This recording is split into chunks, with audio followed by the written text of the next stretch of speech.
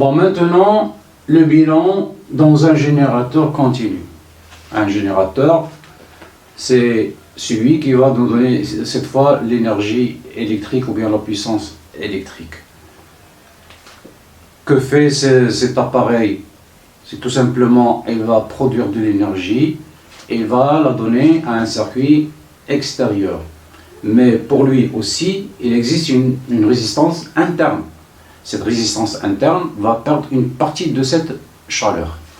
Bon, essayons de nous rappeler ce qui a été fait au tronc commun. Comment on symbolise un générateur? Un générateur, on le symbolise comme ça.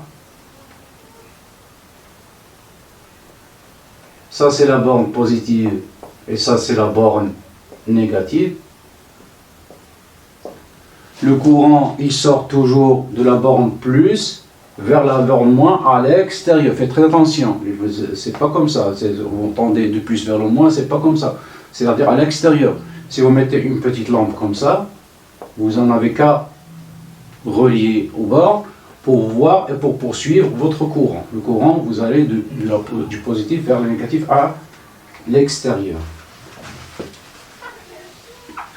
Ceci étant dit, bon, pour le sens du courant, on va utiliser la convention générateur. Et la convention générateur, la tension UPN, qui est représentée ici par la flèche en vert, ça c'est UPN.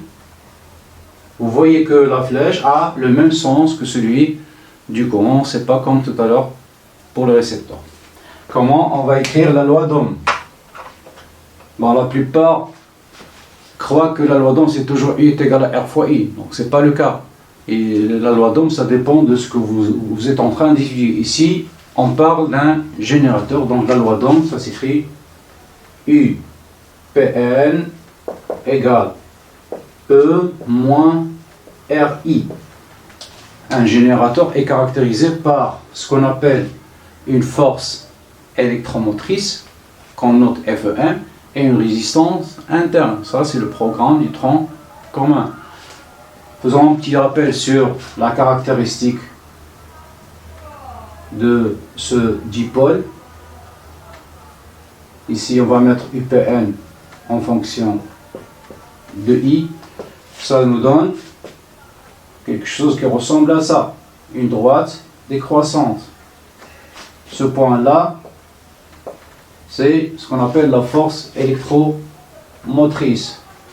Pour la résistance interne, si vous voulez calculer la résistance interne, vous n'avez qu'à prendre deux points sur votre droite, vous faites la projection sur l'axe des intensités, ça vous donne deux valeurs que je nomme I1 et I2.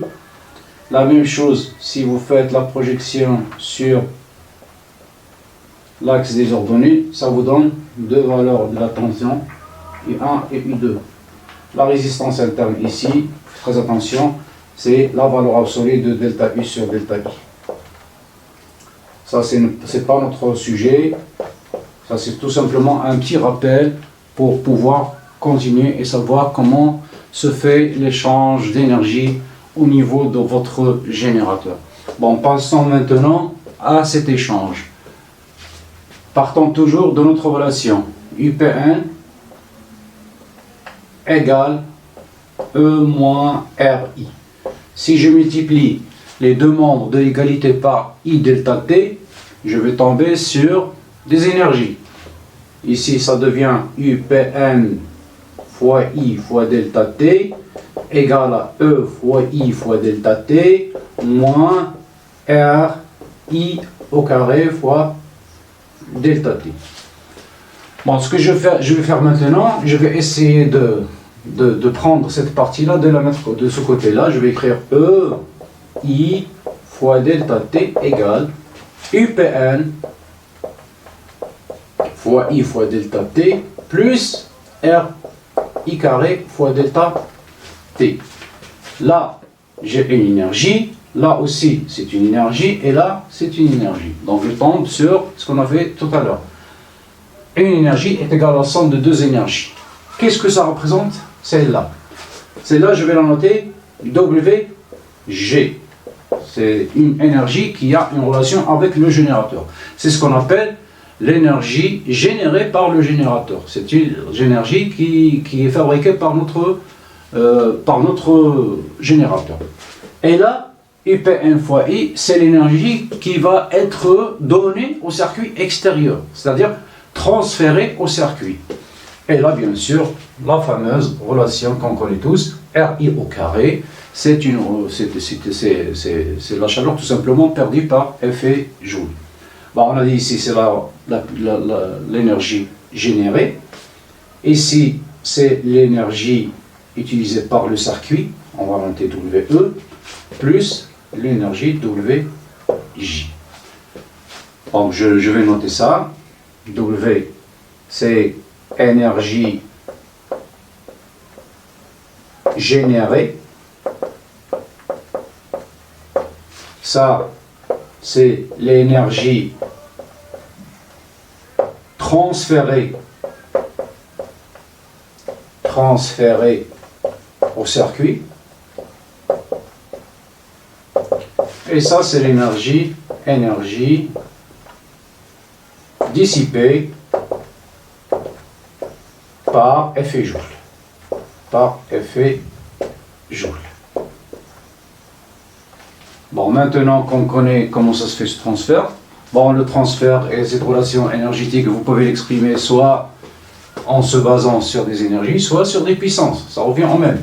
Si vous divisez ici par delta T, delta T, delta T, vous allez tomber sur des puissances. Donc on peut écrire P, G, la puissance générée par le générateur, est égale à la puissance donnée au circuit ou bien transférée au circuit, plus, pardon, on était en train de parler de puissance.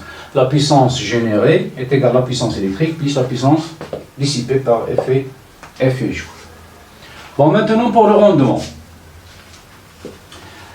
Le rendement d'un générateur. Comme ce qu'on a fait, le même raisonnement, ce qu'on a fait pour le récepteur, le moteur ou bien l'électrolyseur. Vous avez une énergie que vous avez utilisée et une énergie qui a été perdue. L'énergie perdue, on ne tient pas compte.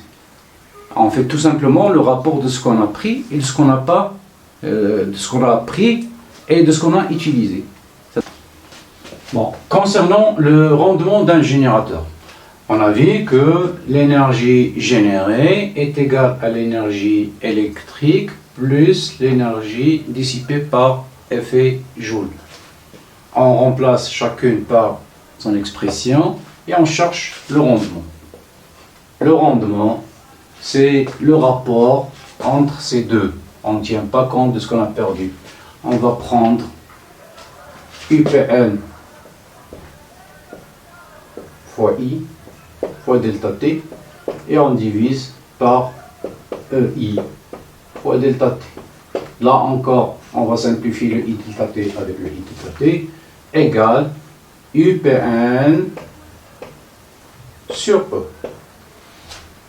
Si on vous donne dans l'exercice les valeurs de UPN et le travail est fini, vous n'avez qu'à poser votre résultat en pourcentage. Et ça, c'est le rendement. Sinon, vous pouvez développer. Comment on va faire?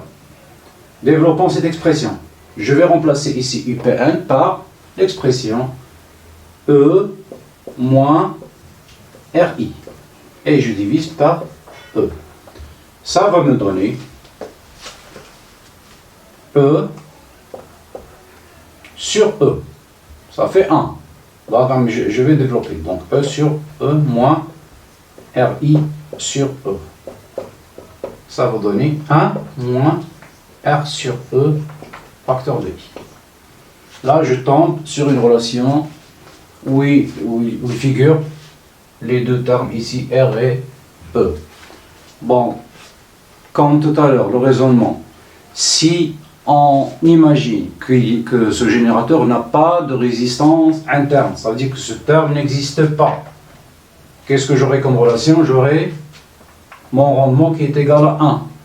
Donc 1, ça veut dire 100%, je n'ai rien perdu. Mais malheureusement, notre générateur possède une résistance interne qui va perdre une partie de cette énergie.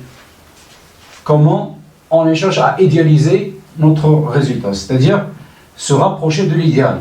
se rapprocher de l'idéal, c'est tout simplement lorsque R tend vers 0 et E tend vers l'infini.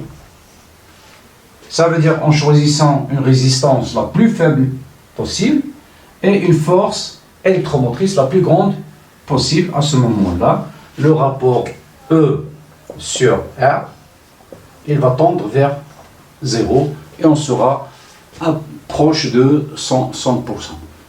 En résumé, un générateur est de temps meilleur, plus meilleur, ça veut dire que sa résistance interne est la plus faible possible et sa force électromotrice est la plus grande possible, la plus grande possible.